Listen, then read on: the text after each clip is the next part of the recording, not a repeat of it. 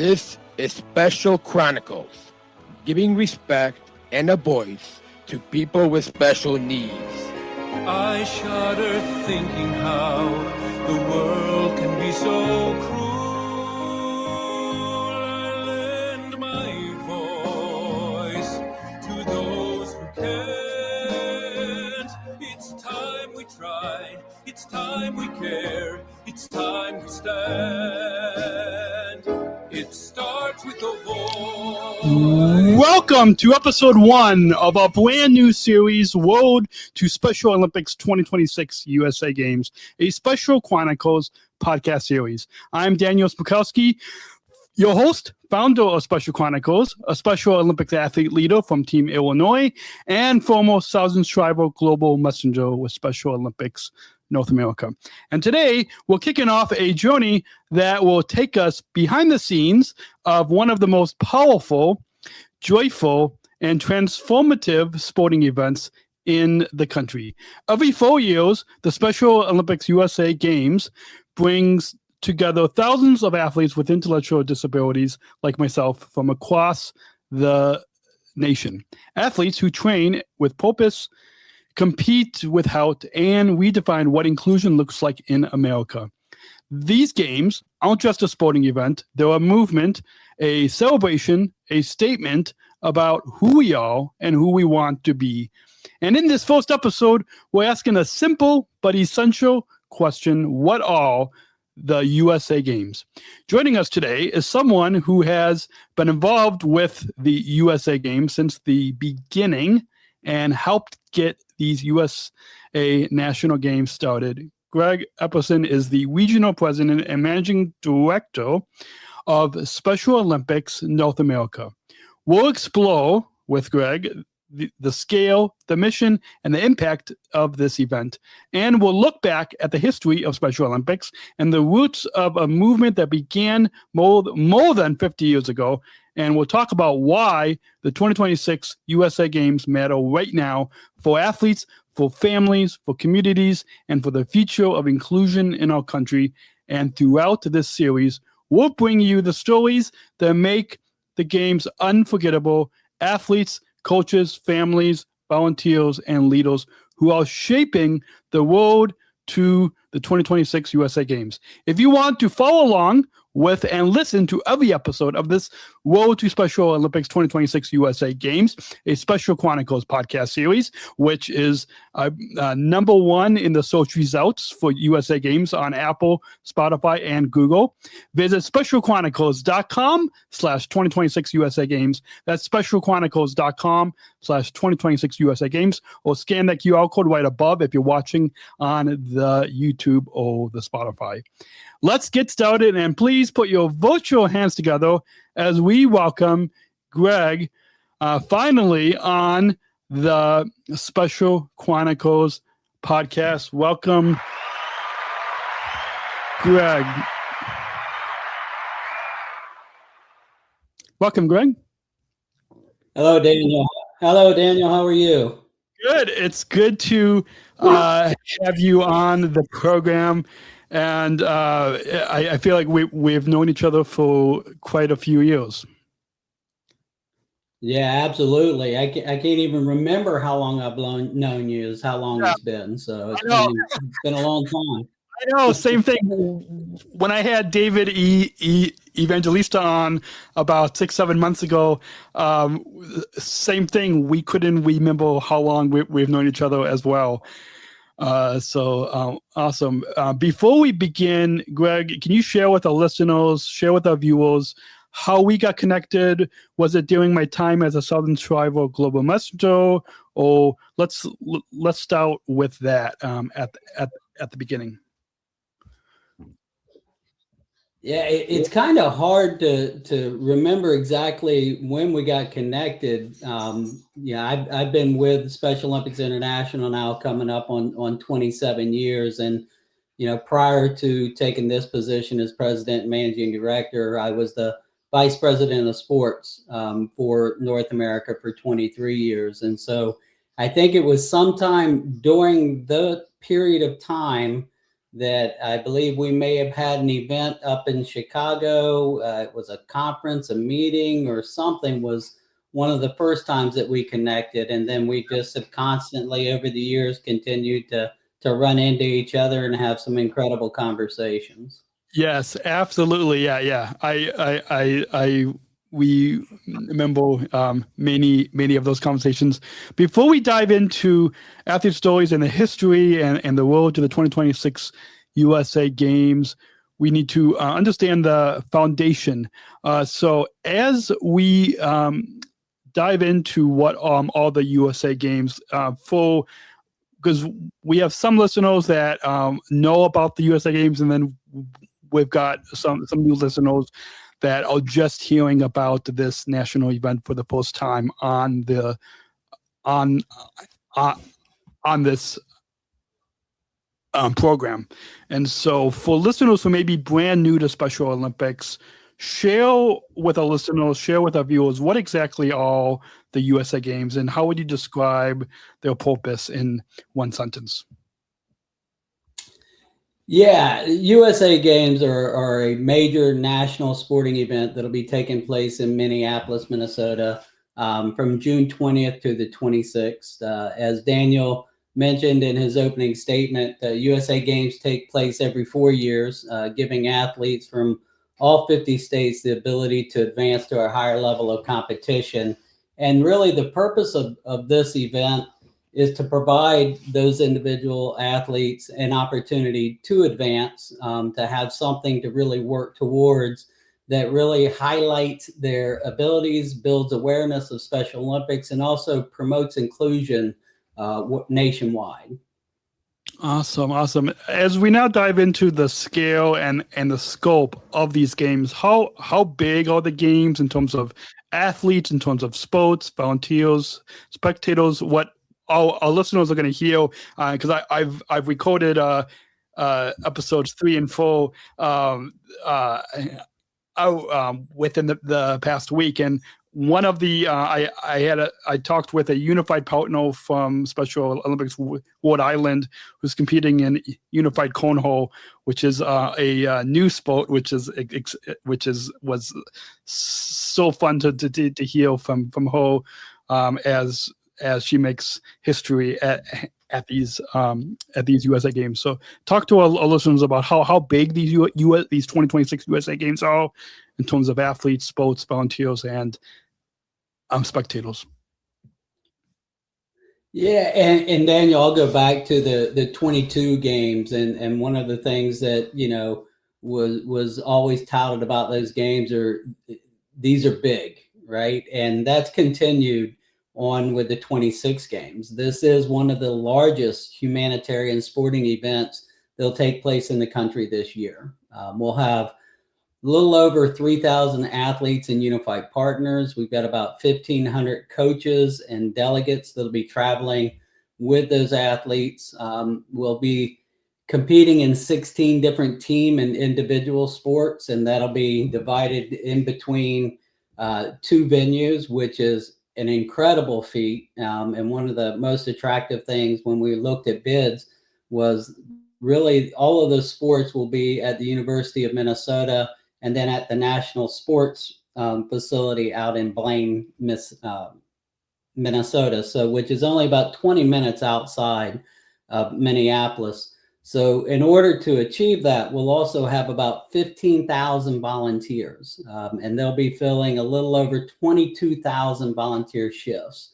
And then you top that off with what we're expecting to be probably about 75,000 family members, friends, and spectators that'll be filling the stands throughout the week. So when you look at these games with the scope and the scale, they're a huge undertaking every 4 years.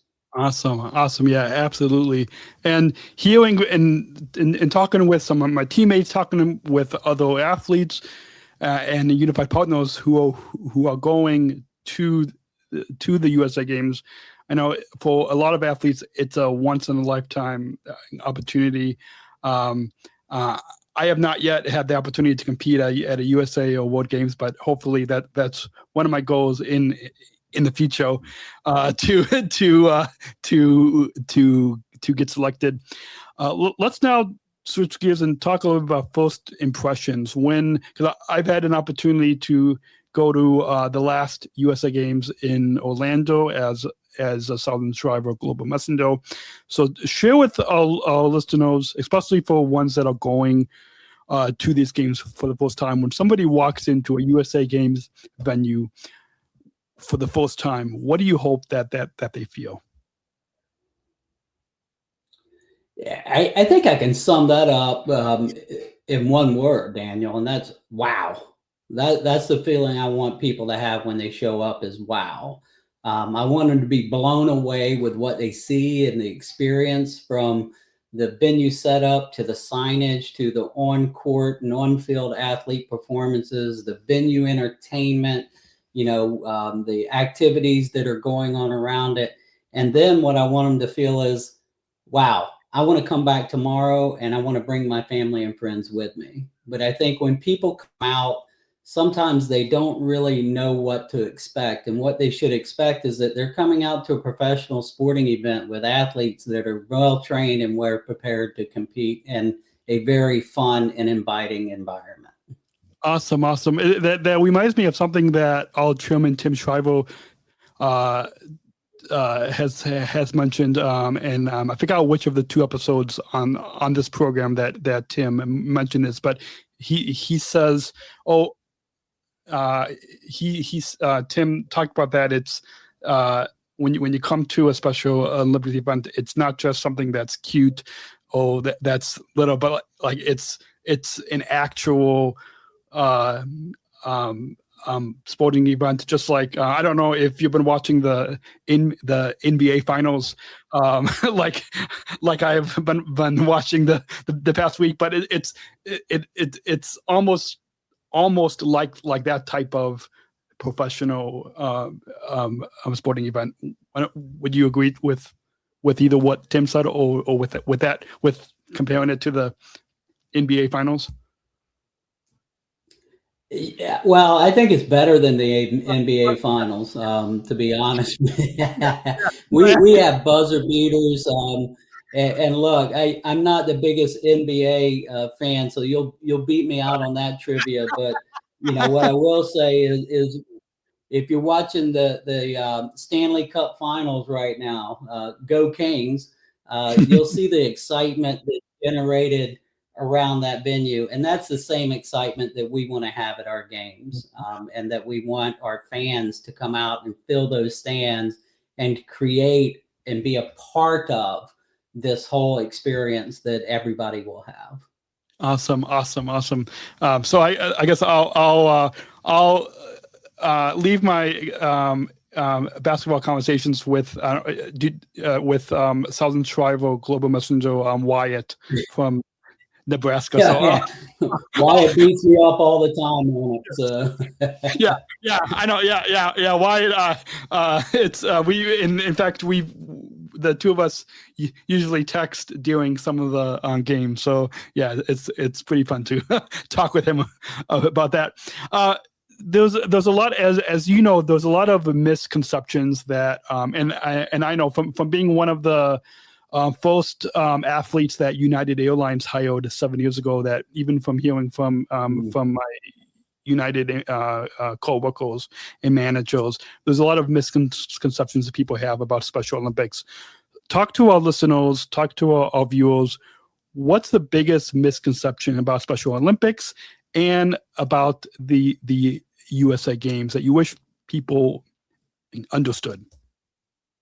Yeah, I think the biggest misconception, Daniel, and I get this question a lot, right? Is that Special Olympics is a once a year track meet or a single sporting event. I can't tell you how many times I'm on a plane or somewhere and get to talking with somebody and they ask that question, well, when is Special Olympics? And Special Olympics is a global movement that uses the power of sport to create inclusion opportunities for people with intellectual disabilities every single day of the year. We have over 100,000 competitions that are taking place annually. So that myth that we're a one-day track and field is the one misconception that we really continue to break down. And as it relates to USA Games, they're an incredible opportunity to showcase the athletic achievement, but they're also much more than a competition. They bring together the athletes, coaches, families, and communities to demonstrate what's possible when everyone is included. Awesome. Absolutely. Now that we've set the stage, let's zoom out on the camera and the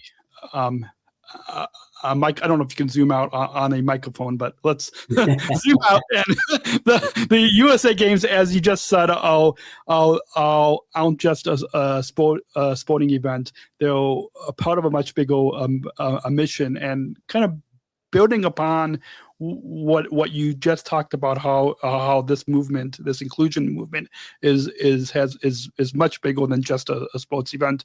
Let's talk about the scale and the impact that these USA Games have and what they mean for athletes, families, and communities. So, bringing it back to the mission statement of Special Olympics, how do the USA Games advance the mission of Special Olympics beyond competition? Yeah, I think the way the games really advance it is by using the high-profile competition to change societal attitudes and promote inclusion and empowering individuals with intellectual disabilities. The games drive the mission forward through really several core initiatives. One, by changing perspectives. Broadcasting our athletes competing at the highest levels through ESPN, who is our official broadcast partner of the games, and they do an incredible job of capturing the games and telling the stories of our athletes and building that awareness that really dismantles stereotypes and prove that individuals with ID can excel in sports and much, much more. Off the field of play, and that's really one of the things that we look at with these games, right? Or how do we advance the mission on the field and off the field? Off the field, promoting health and wellness.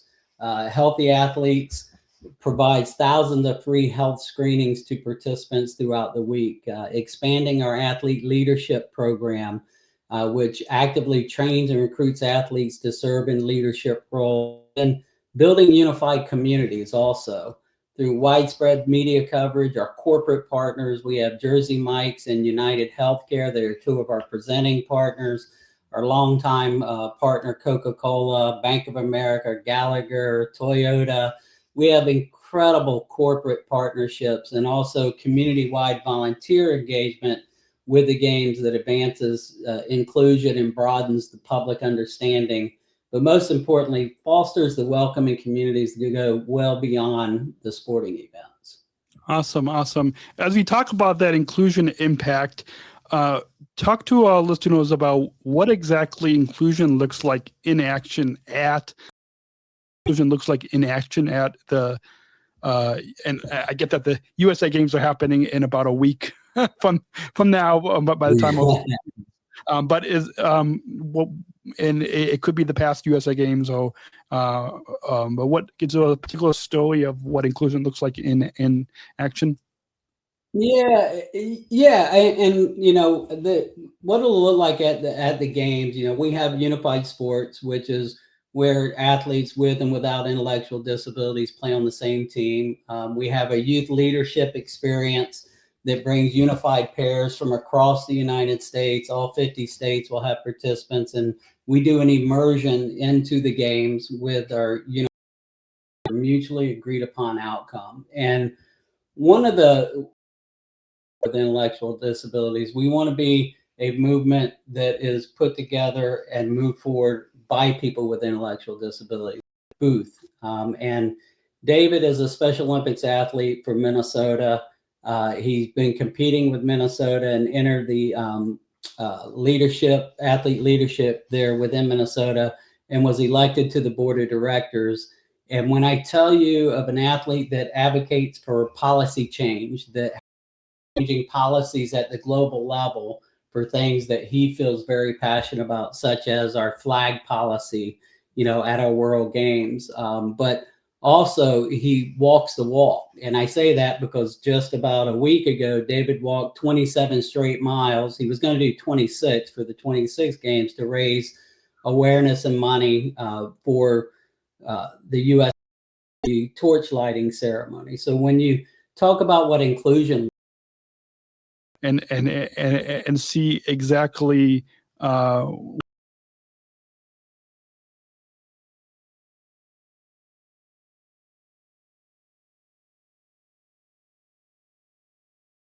live at the end of May, and I know that I think the to do accessible things to do in Minneapolis.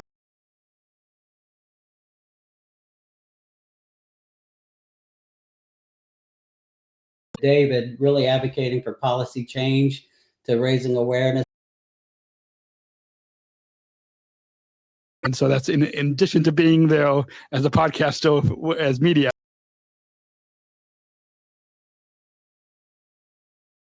How the athletes has impacted me in particular. Some new a new thing that I so I'll share that on an upcoming episode of this.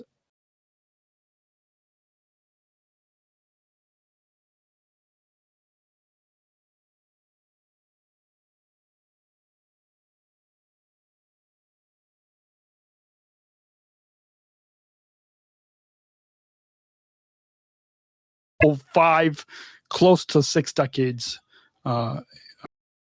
Program and the state program as well as national programs, where athletes are actually joining the movement, and that's understanding of intellectual disabilities have changed a lot.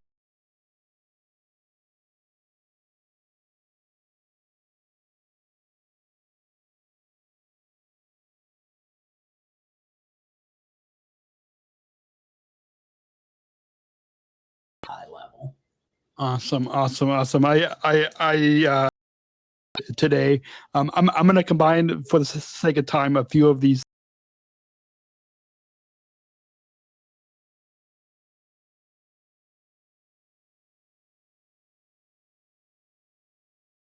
In the 90s in Minnesota were involved with these USA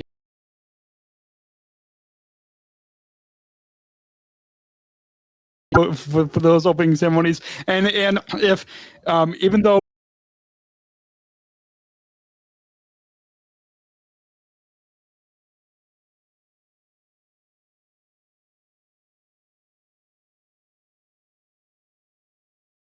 of the movement, and our listeners will hear, particularly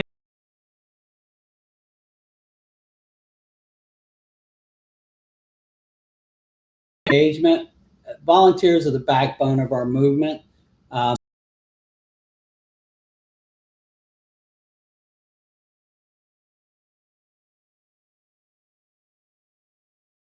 See it, and I observe it all the time, is the transformative power of sport and this event that it has on all constituents that are attending. It is truly amazing to watch. But for me, it's the athletes' participation and their competition performances that I look most forward to. Awesome. Yeah, I'm looking forward to that as well. As we look ahead to the rest of the series, these stories, this mission, and the 2026 road and the road to the 2026 USA Games that will guide us. Let's bring today's conversation home.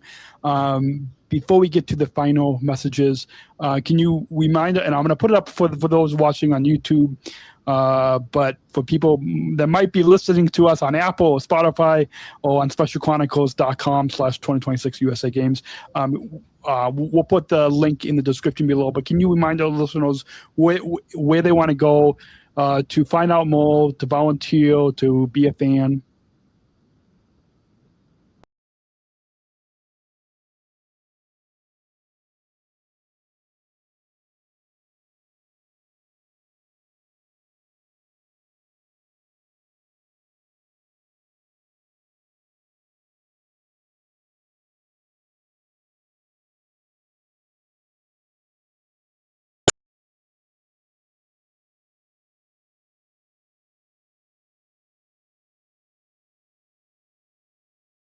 stream our archives of over 500 episodes for absolutely for free. Chronicles, giving respect and a voice